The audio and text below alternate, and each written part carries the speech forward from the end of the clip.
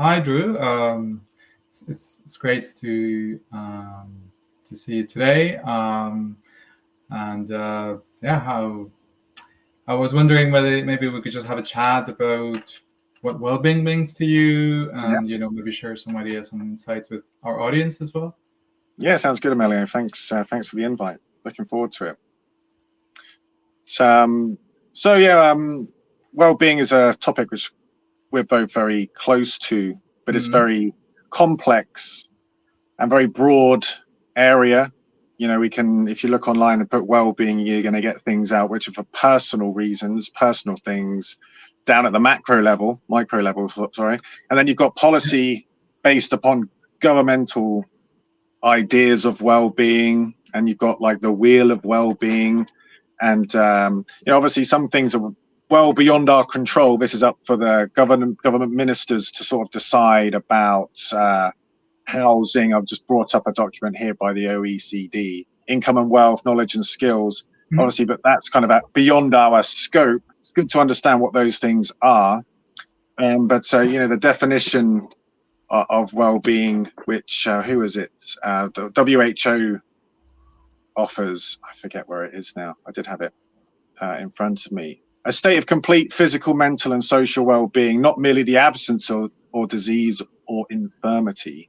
So it's just about how we can sort of holistically look to sort of improve ourselves, develop ourselves over our lifespan across, the physical, psychological, and the social aspects. And, that's a deep and interesting topic, which we can take many which ways. But we've both discussed over our private conversations how that can kind of manifest in different areas that we both kind of look at. And so my area is more towards the psychological and the physical. And my background is in martial arts and teaching Qigong, which is a form of physical and psychological well-being, which comes from China, similar to Tai Chi and related to yoga, and how that translates to physical and psychological well-being. And also, the psychological aspects independent of the body.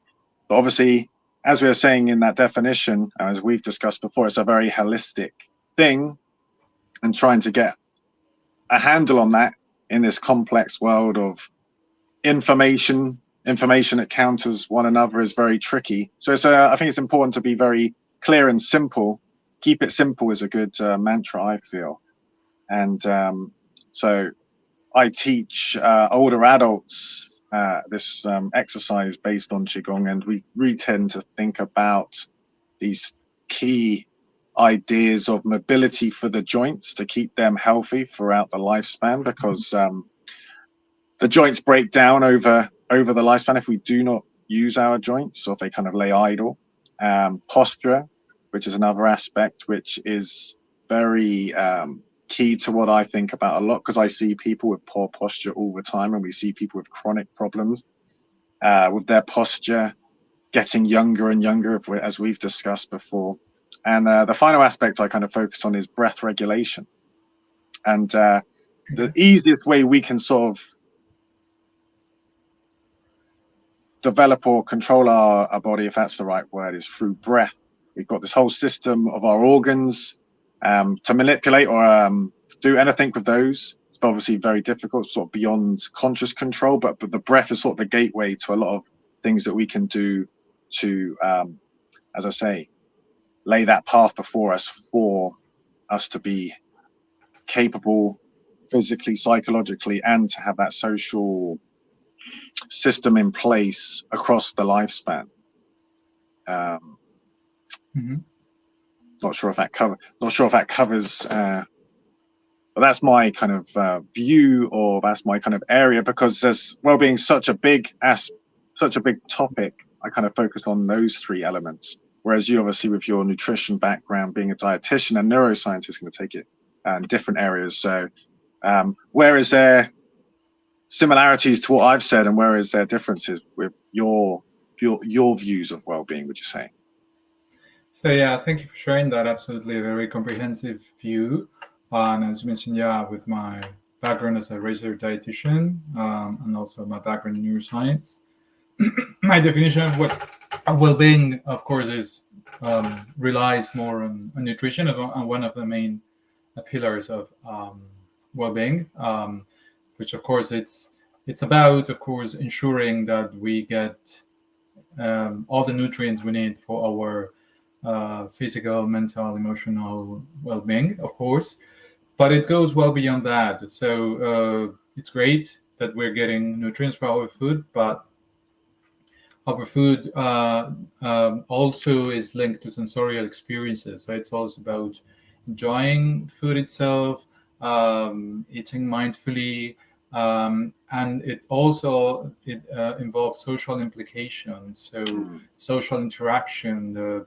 And that also contributes. All the sensorial and the social aspect also interact on your well-being. Like bonding with other people, the effect it has on your mental and emotional health, but also your physical health.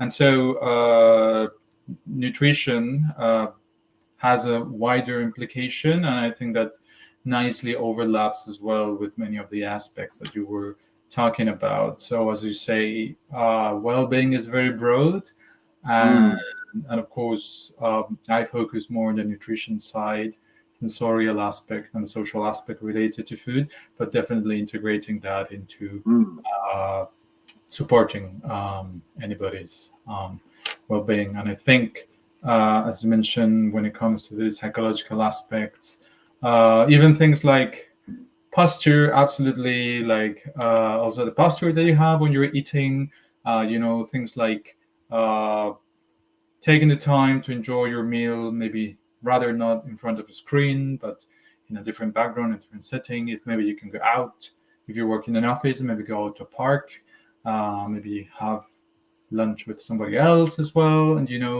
while you're enjoying the food and so on. So I think that's my view, part of my view of well-being, but it definitely integrates a holistic approach with what you were talking about as well. As you were talking, and as I gave that definition before from the World Health Organization about the social well-being and how that crosses over with nutrition and the idea of family eating together, etc. I'd never really considered that, but then it seems that's more and more important, because it's for a lot of people it's this utilitarian view of eating. It's just like calories, protein, it's a macronutrients. But the actual bonding and the ritualized manner of sharing a meal with family and friends, I hadn't really considered. And when you mentioned that, it was just like, that's a really interesting place to take it. And I know you're doing a course soon about corporal well-being. Is that sort of part of the training, that sensorial aspect as relates to eating together with other people and the social crossover? I believe the course will touch on some of these aspects. Of course, it revolves mainly around the nutritional aspects, like nutritional intake, making sure you're getting all nutrients also in the workplace. But it does touch on aspects like, again, making sure as I said, you don't eat in front of your screen, maybe change environment. Even within some office, maybe you have a kitchen area where you can, eat with your colleagues, maybe go out to a park. So it definitely touches on that, and it touches on mindful eating as well, so that you just focus on the food. Maybe while you eat, you're not looking at your phone or looking at the screen, but you're just enjoying the food while you're talking to someone. So and just focusing on the tastes, the smells, the emotions you get from having those foods. So while the focus is mainly on nutrition, from the, as you say, more pragmatic point of view, like proteins, carbohydrates, fats, it goes well beyond that. Then you can apply that to every setting, to individuals and to groups of individuals as well. It's really interesting, because back along, we've had these sort of discussions away from online, and we've just been, talking about different aspects. We both sort of come up with our 5 key points. And I was just, when you were talking about being focused, mindful when you're eating, and the sensorial aspect, and being part of a group, family, because that family sitting around the family table for dinner is and was for generations and generations, but now we live in a time where more people are living alone, more people are probably sat with devices while they're eating, and so it's as a fragmentation, so it's not that shared experience anymore. And it just got me thinking of my 5 points that we're going to cover in a further conversation, most likely. Number 4 was maintaining your closest relationships, but also being part of a group with a set of shared goals is being strongly associated with a sense of well-being, like being in a group moving towards the same sort of broad goals, be that a family or a group we meet in. So we could go to a painting class, we're interested in something and we're doing it together and improving in that area. So that's sort of ticking the box a bit, or something to circle back to on that one aspect. But also number 5 for myself was to construct a focused mind, because I very much believe focus is important for performance, one thing I'm very much interested in, but also well-being, because if our mind is fragmented, it's disordering. It's been unable to focus and sort of regulate our mind is very, very damaging, I would say. But eating with a family, but also enjoying the meal and the social implications basically covers those 2 points. We're focused on the meal and the social gathering, the food, the ambience, shared culture of the group or whatever it is, plus that relationship. So it's we're kind of tapping into those same areas, even though we're coming at it from different ways, which is what I find quite interesting. So just thought I'd raise that point. And it's very interesting when you raise also the fact that maybe some people maybe are alone or feel alone, because there's more and more evidence showing from a neuroscience point of view as well that people who feel lonely, so not people that are alone, but people who feel lonely, may have a higher risk of developing certain conditions like stroke, for example. And that's quite interesting. So the fact, that influences all your overall health as well. So I guess that's also another reason why I know it's not always possible maybe to eat with someone or share a meal with someone or just have a chat with someone. But even small talk at work or wherever can definitely have a positive impact on your health in the long term as well. So it's actually something not to underestimate. Yes, maybe some people might say, well, I'm not really into the small talk, but it's because after all, we are social creatures, right? Our brains are social. Our brains crave to connect with other brains. I'm being quite focused on the brain, but as we're social beings. So mammalian structures in the brain. We need that interaction.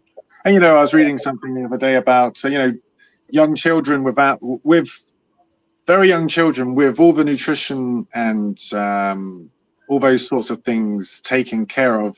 They don't thrive without that social contact. They can have all the things on the nutrition side covered, but they need that interaction, the physical interaction itself. I forgot where I read that. And funnily enough, I'm currently reading Brave New World, which is a dystopian fiction I'm sure you've heard of. And I'm only on the 2nd chapter, and literally this guy's marching through this big building, and they're literally raising kids in a completely disassociated world. And it's it's horrifying. And obviously from that aspect, you're kind of seeing how faulty their view is about how easily they can create human beings, because they're missing this big aspect of it. And all kind of all comes back together, as we say. But not having that social interaction is a big part of it, and more of a problem as we've raised. Absolutely. And I think we have a lot of opportunities to delve more into detail of every single aspect we're talking about at the moment, like in a series of conversations we'll have specifically on each topic, because of course at the moment I'm talking about the importance of nutrition. So for example, what healthy eating means. Of course, it's I mean, there are guidelines all around the world, and of course different countries have different recommendations and so on, but they do definitely focus, or they definitely have commonalities, and one of them is for ensuring that you have a variety in your diet and the foods that you have, for example. And then there are different strategies to achieve this, and of course that's when dietitians will come in and maybe also support people trying to achieve that variety in their diet. And then you could talk about specific types of foods like whole grains versus refined grains, and healthier fats before compared to not so healthy fats and so on. But then of course that's when it comes into personalizing the plan, and then in the end it's always supporting the individual or the groups to achieve what they want to achieve. We are only guiding them, right? We don't prescribe anything, and absolutely that's one of the, I think that's one of the missions as dietitians, and also to contribute to the well-being of the individuals and groups as well. Do you have what would you say is the most common misconception that people have related to nutrition and sort of well-being from your view? Is there something which gets passed around in the kind of glossy mags and this, that, and the other, but it's just not? It's like a misconception which if you had that one thing to say, that's probably not. Probably one of the main misconceptions, from my point of view, is when you hear about superfoods, in the sense that absolutely there are foods that have lots of nutritional properties, maybe they'll be very rich in some nutrients and so on. I wouldn't really classify some foods as superfoods in the sense to put them above other foods when it comes to unprocessed foods, when it comes to whole foods. I think all food groups, all types of foods, whole foods definitely make a different contribution from the nutrition point of view and the sensorial point of view and the social point of view. So I wouldn't, because when you call a food a superfood, what you may risk is then like giving the message like, oh, aim for that one. That's going to change your life. That's going to improve your health. It's definitely going to probably help you in some way, because it's got nutrients and other compounds that, may have beneficial properties for the body. But you might be excluding other foods that just because they're term superfoods can still contribute. We're all looking for that magic pill, aren't we, Emiliano?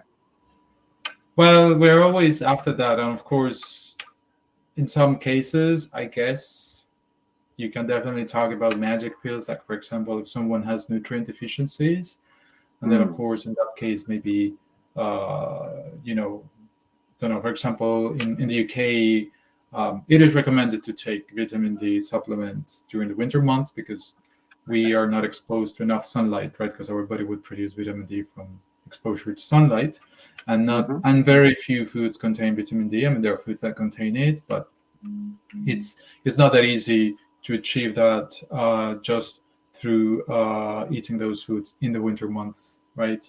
But if you're someone who spends a whole day in an office and you're never exposed to sunlight, you might even need to consider, how am I going to get my vitamin D if I'm always in the office, right? So that's when maybe, and again, it's not a magic pill. It's just a way to make sure that you're getting enough of that vitamin D. But again, it's always looking at the bigger picture, the holistic approach, because again, as I said, it's not only about nutrients, but everything around it. Like every single part has an important place. That makes sense. Yeah. That's very interesting. So yeah, just to summarize, that was probably one of the misconceptions that I see. Of course, there's no one size fits all when it comes to nutrition, but I think it's still great to have general guidelines, recommendations, because then you can tailor them to different individuals and help, as dietitians, nutritionists as well, helping people, how to achieve their goals. But you need because the guidelines and recommendations are based on scientific knowledge, scientific evidence.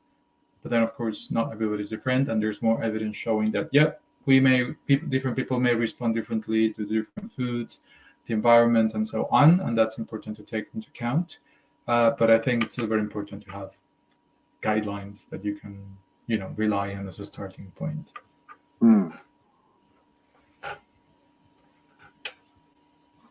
Excellent point. Very complex area, and people need guidance because they've got so much information. As I often say, we'll be bombarded with information, and we'll have two different PhDs. I know you're a PhD yourself, but you'll have two PhDs in an area giving you conflicting advice, and we're stuck in the middle of what we're supposed to think. So it's a challenging environment, and that's sort of that is the modern world, isn't it? We are, back 100 years, people had kind of limited information. Now we've got so much information, and that creates a problem because we don't know which way to turn. And with this information, and it creates anxiety because we're swimming in. It goes back to that focus. It's hard to be focused in a world where you're swimming in, drowning in even information, conflicting information. You've got the mainstream media, you've got big corporations, and we've got access to scientific knowledge, but it's difficult for a lot of people to read. It's challenging to read scientific papers. It's not they're not easy reads. To read a meta-analysis takes time and focus. So yeah, it's a challenging issue, challenging problem, but got to chip away and do our best to make sense of it. Absolutely, and I think that's why it's important that more and more people get involved into communicating the science, different audiences in lay terms, simplifying, but still keeping the essence of scientific discovery, scientific evidence, and everything. People doing the science themselves, ideally, I think, would be doing something greater by also involving in disseminating that knowledge. And again, another one thing to remember is that the way science evolves, right, is that it's not dogmatic, right? It's not like this is how things are, right? The way it works is like this is how we think things are. Yeah. Until we understand at this point. Yeah. Yeah. Until the evidence suggests. Exactly. And new discovery says, oh, actually, we thought it was like this, but actually it's like this. But it just kind of keeps building up, shaping itself. And I think that's the importance of research as well, scientific discovery, and analytical skills. So. That's an important point, absolutely. So future conversations around this space, what would you like to tackle in those conversations? Well, it's definitely, from my point of view, from my side, of course, as I was mentioning earlier, breaking down the well-being aspect from the nutrition point of view. So as I said, why nutrition is so important for well-being, and then how to ideally achieve that optimal nutrition, and maybe provide some also practical tips and insights on how individuals and groups can achieve that as well, and then just to maintain optimal health. Of course, as dietitians, we also deal with people with specific conditions, health conditions, but then that's a different aspect. It's more on the clinical side now, so yeah, from the clinical side, which is something relevant that I've done that as well, but that would be a different conversation. And then moving then, as I mentioned, to the wider implications, the sensorial implications of food, and as I said, mindful eating, for example, and just enjoying the meal, awareness, and then just moving to the social aspects as well, because I think that's what encompasses mainly. And so it would be just focusing on these different aspects. I think just breaking it down into smaller more detailed as you kind of so that out. Like some nutrition pills and then information pills, so that people then can digest them. We're always focused on the practical implication, the practical side. And what about you? Yeah, I mean, so I've got these 5 points which I've gone away and sort of highlighted, but also in recent discussion I've had with a client of mine is going kind of folding back into the looking at personality. As we've discussed before, I'm a big fan of the Big Five personality construct, if you like to call it that, trait-based personality, and how understanding sort of where you sit is important, I think, for well-being, because understanding yourself, your where you sit on those 5 factors is very, very powerful thing to know, because you got to kind of know where you sit. You got to understand yourself. It kind of, for me, that takes quite a bit of anxiety and stress away if we sort of understand how we operate in the world. Mm-hmm. If we keep having these same challenges. For example, if to know where we sit on the neuroticism scale or something like that, to be able to kind of have some strategy to deal with that, or if we're overly or maybe even disagreeable, knowing that about ourselves and knowing that's not particularly wrong, but just how we are set up, both biologically and through how we've developed as a human being over time. I think that kind of bolts in to well-being very importantly. I think the obvious one is neuroticism, because obviously it's connotations with well-being, but understanding ourselves, if we have a good idea of who we are as a person, that's going to sort of allay a lot of negative emotion, I would say.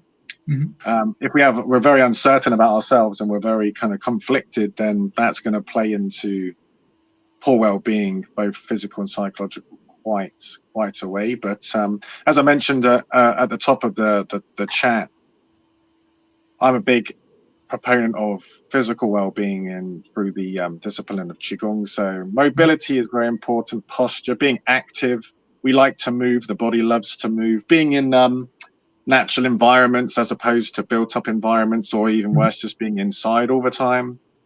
As we were saying before, breath regulation is very important. Getting sort of a handle or sort of for people to understand the difference between the sympathetic and parasympathetic nervous system and these sorts of things, and how that can be modulated through the breaths, very important. And as we say, in the social networks and kind of constructing that focused mind. So there's a lot of other areas well-being can be, but we've got to stick our flag in the ground somewhere. And those 5 points, as I mentioned, and sort of the understanding of our own personality, I think is a great kickoff point, which would accompany your discussions on nutrition. And I'm really interested to hear more about the sensorial eating and that social aspect. It made me think about how religious people used to say grace and be grateful for food, whereas now people are, that word utilitarian, it's just like, they eat, they're distracted by all that. Whereas, I'm not religious, but you can see the value in saying grace and being grateful for that food and sitting down together, which obviously people did for hundreds, if not thousands of years. Absolutely. And as you mentioned, it boils down to just, living. I know it's difficult for all of us, especially in modern societies where we're getting all these reminders, all these alerts, and so much to do, always running. But it's good to remind ourselves just to stop by every now and then and just acknowledge, being mindful. And I think from my point of view, when it comes to eating, stopping when you're eating, just being mindful, and you just focus on the food, and that contributes to that sense of also discovering who you are, and adds to the mindful bit, just living the present, which is not always easy. And then there are many other practices, but I think just by being mindful when you eat, that's also contributing to helping you live the present more. and appreciating what's enough. So. Exactly. Sounds like we've got a good plan going forward, Emiliano. Yeah, absolutely. And I think our audience will appreciate that as well. And of course, we invite everybody to reach out with any questions, and we'll be back soon to talk more about well-being and go more into detail about the different points we talked about. And thank you for sharing all those insights, Drew. Very, very interesting. And I'm looking forward to seeing discovering more and more how the different aspects of well-being overlap and interact. Thank you. Likewise. Very interesting, and thanks for hosting. Absolutely brilliant. No problem. Thank you. I'll see you soon. All the best. Bye, everyone.